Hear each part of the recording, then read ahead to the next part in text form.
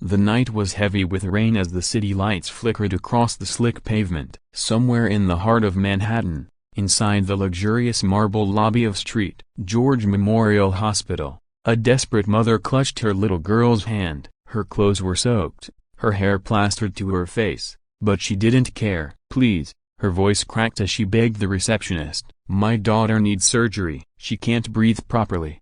Please, you have to help her." The child, no older than 8, lay weak in a worn blanket. Her lips had turned a faint shade of blue, and every breath sounded like a battle. The mother's name was Elena Rivera, a single mom who had been working 2 jobs just to keep a roof over their heads. Life hadn't been kind to her, but she always kept fighting. Except tonight, she was running out of hope. The receptionist sighed, glancing at the chart. "Ma'am, the doctors have already told you, without a deposit, we can't proceed with the surgery. It's policy." "Policy?" Elena whispered, her eyes red from crying. "She's a child, my child. Please see if you have kids. You'd understand." Her pleas went unanswered as the receptionist looked away uncomfortably. Just then, a tall man in a tailored black suit entered the lobby, shaking off the rain from his umbrella. His polished shoes clicked against the marble floor, his presence commanding attention. People whispered as he passed. It was Alexander Granda, a billionaire real estate mogul known for his ruthless business tactics and unmatched wealth. The man owned half a skyline,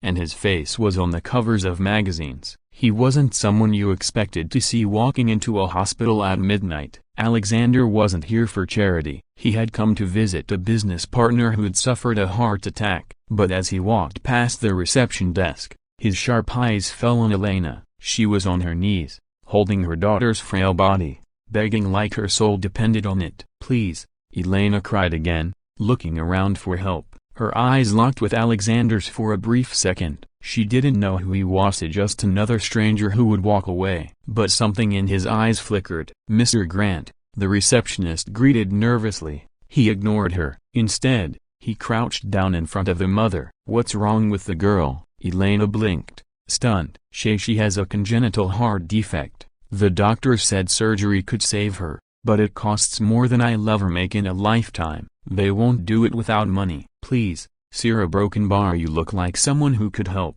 Please save my daughter." Alexander wasn't used to being begged like this. People wanted his money all the time, businessmen, investors, even politicians. But these a broken bar, this was different. The woman's desperation wasn't for herself, it was for her child. He studied her for a moment. Her clothes were old, her hands rough from labor. She wasn't lying to manipulate him. She was simply a mother who had run out of options. Without another word, Alexander pulled out his phone and dialed. "Get Dr. Patel down here. Emergency surgery authorization, now." The receptionist's jaw dropped. "But, Mr. Granta, do it," he snapped, his voice like steel. Within minutes, doctors rushed Elena's daughter into the operating room. Elena clung to Alexander's arm, tears streaming down her face. Thank you, sir, you're saving her life." Alexander gently pulled his arm free. "Don't thank me yet, the doctors still have work to do."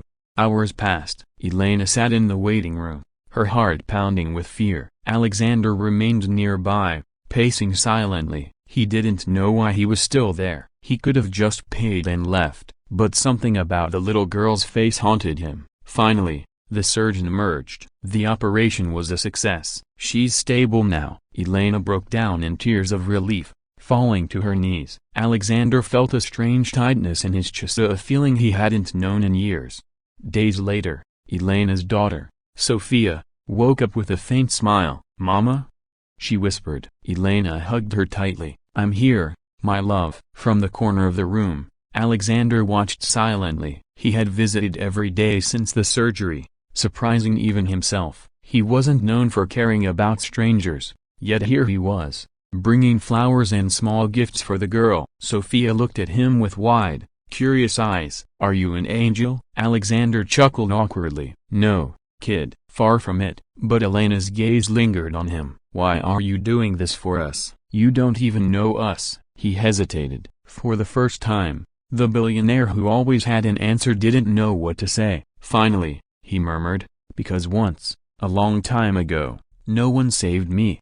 As Sophia recovered, Alexander found himself drawn deeper into their world. He learned Elena worked as a waitress by day and a cleaner by night. Her husband had abandoned them years ago, leaving her to raise Sophia alone. Despite everything, Elena never complained.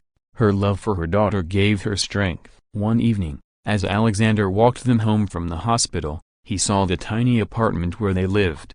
The ceiling leaked, the walls were cracked, and the neighborhood was dangerous. "This isn't safe," Alexander said bluntly. Elena sighed. "It's all I can afford, but it's home." That night, Alexander couldn't sleep. He kept thinking about Elena's tired eyes, about Sophia's fragile smile. For years, he had drowned himself in wealth, building empires, but he'd never built anything that truly mattered. The next morning, he made a decision.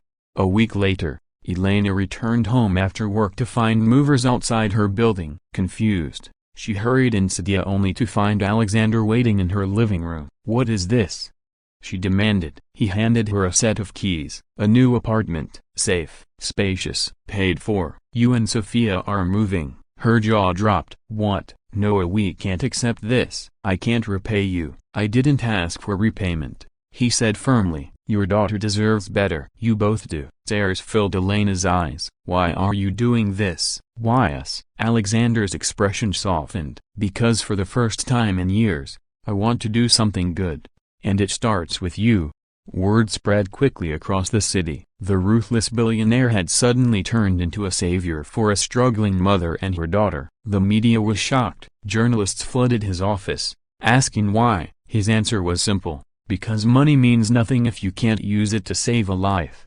Over time, Alexander became part of Elena and Sophia's lives. He attended Sophia's school events, helped with her homework, even read her bedtime stories when Elena was exhausted. For the first time, Alexander felt what it meant to be part of a family. One snowy evening, as they decorated a small Christmas tree together, Sophia looked up at him and whispered, "I prayed for someone to help Mama and me. Maybe God sent you." Alexander froze. He had spent years chasing wealth, thinking it would fill the emptiness inside him. But now, with Elena smiling beside him and Sophia hugging his arm, he realized something. This was what he had been searching for all along. Months later, Alexander announced the launch of a new charitable foundation in Sophia's name. Its mission: to fund life-saving surgeries for children whose families couldn't afford them. At the press conference, Elena stood beside him, tears shining in her eyes as he spoke. "Once, I believed wealth was power, but now, I know true power is the ability to give hope where there was none." A little girl and her brave mother taught me that. The crowd erupted in applause, but Alexander only looked at Sophia, sitting in the front row with a bright, healthy smile. That smile was worth more than all the skyscrapers he owned. And from that day forward, the billionaire who once cared only about profit found something far greater: love, purpose, and a family he never thought he'd have.